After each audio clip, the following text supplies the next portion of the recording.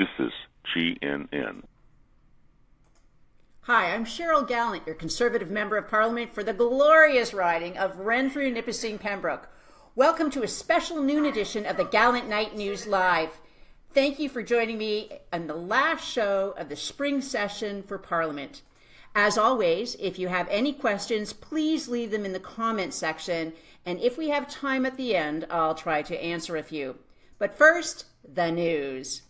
In a stunning article in the Toronto Star, columnist Chantal Hebert makes the case that the media has been going too softly on Trudeau. She says that if Harper had failed to fill important positions like officers of Parliament, judges, and Crown Corporation presidents the way Trudeau has failed, there would be outrage. If Harper had set up an independent appointments process that kept appointing partisans like Trudeau has, there would have been outrage. The Information Commissioner gives Trudeau a failing grade on transparency, worse than any grade Mr. Harper got. But on the Liberal media, just goes on and yawns, and they ask for more subsidies. When confronted with their continued failures, they respond with breathtaking arrogance. Liberal insiders argue the fundamental difference between Harper and Trudeau's approaches is that the latter's heart is in the right place. Liberals think that they're better than the rest of us. That's how they justify appointing a partisan Liberal as an independent commissioner. That's how they justify all their arrogant policies. No one typifies the arrogant, superior attitude this government holds more than the high priestess of climate change. She just assumes that coming from a rural riding, we can't be as sophisticated and educated as someone like her who lives in a big city. But if anyone needs an education in science, it should be the Environment Minister, who has a law degree, not a science degree. Let's start with a few basic facts. First, Liberals need to understand that the world does not revolve around the sun. It revolves around the sun. Second, the air you exhale is not a pollutant. Apparently, the irony is lost on Liberals when they say the words carbon pollution. They in fact are saying their own words are toxic. But not all carbon is created equally, and it's important Liberals learn the difference. This is a carbon monoxide molecule. Carbon monoxide is bad. Don't breathe it in. This is a carbon dioxide molecule. It's essential for all life on this planet. The Liberal anti-carbon agenda is an anti-life agenda. And finally, this is a water molecule. This little molecule has an incredible public relations team. All we ever hear about climate change is carbon, carbon, carbon. But according to a study done by the U.S. National Oceanographic and Atmosphere Administration under Obama, water vapor is a significant factor in climate change. So are solar activity, the ocean conveyor belts, the axis of the Earth. But it's kind of hard to figure out a way to tax those things.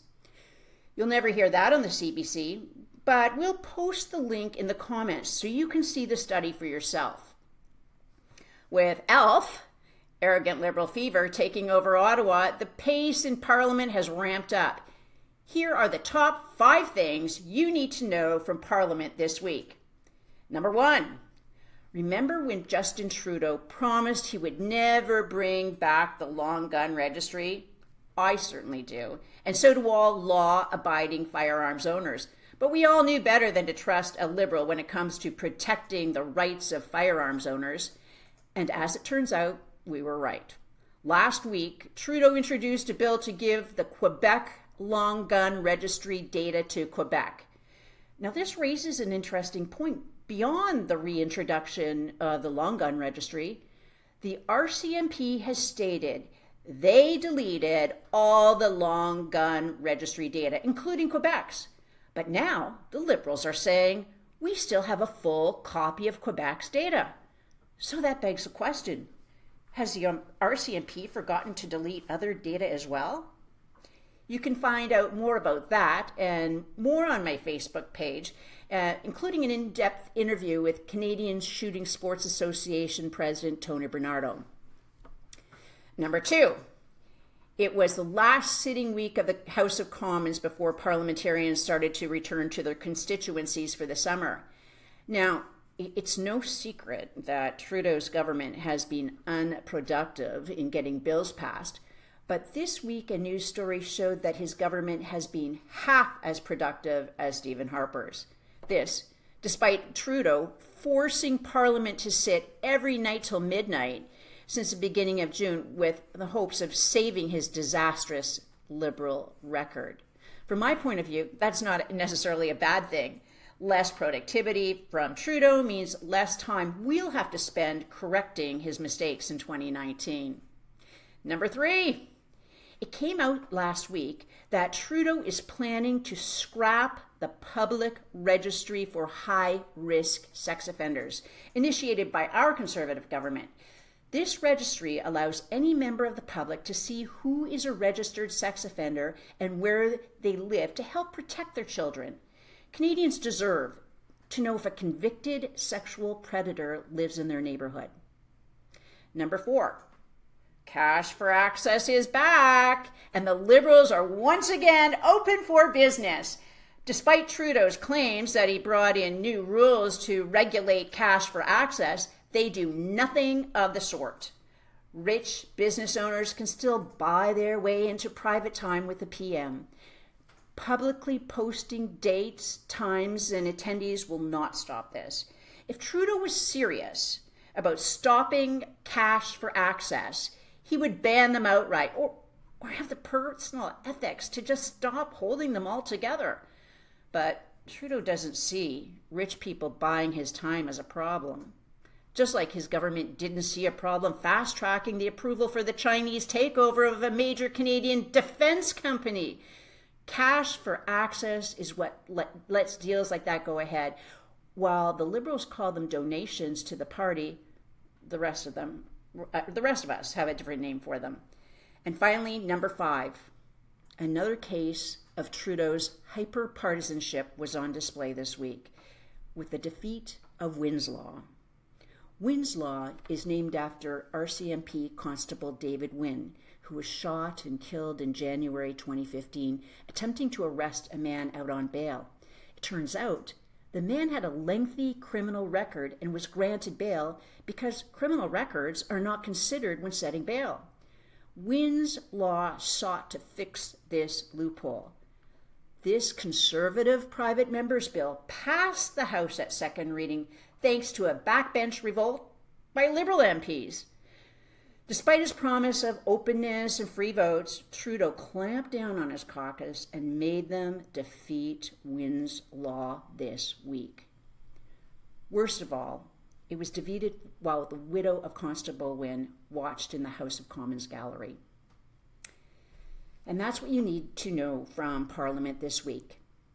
Next up, a special end-of-session report.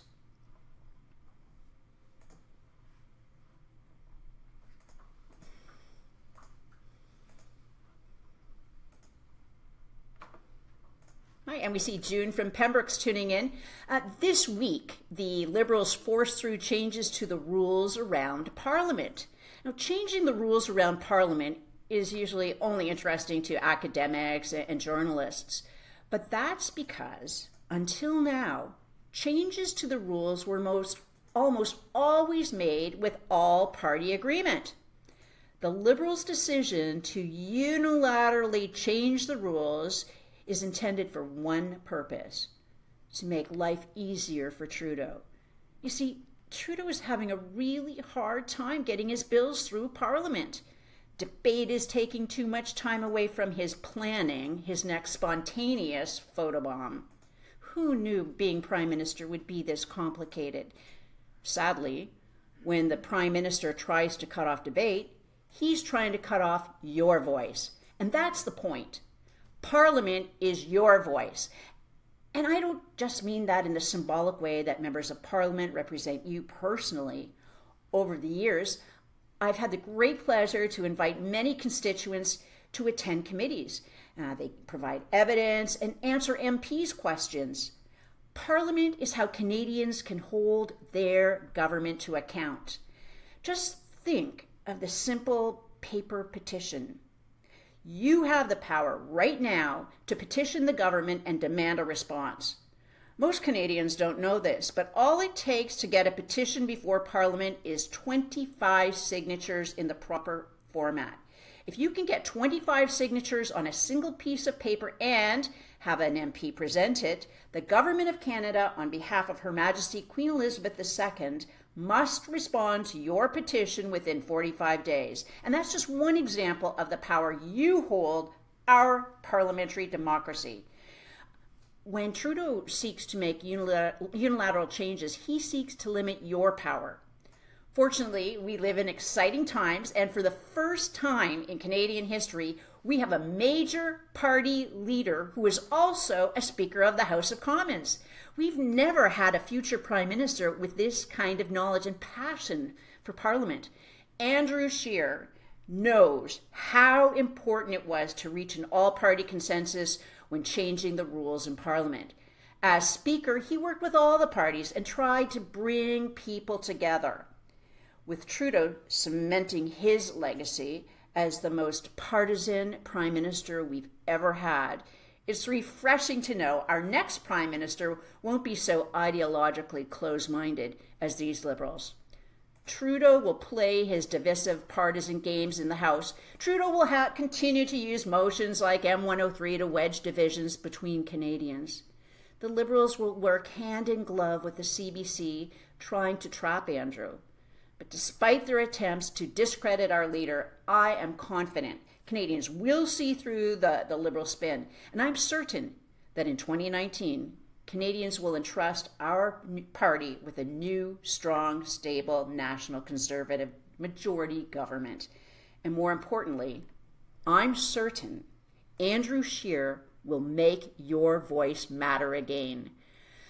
I think we have time for any questions, if anyone has any questions about the show tonight.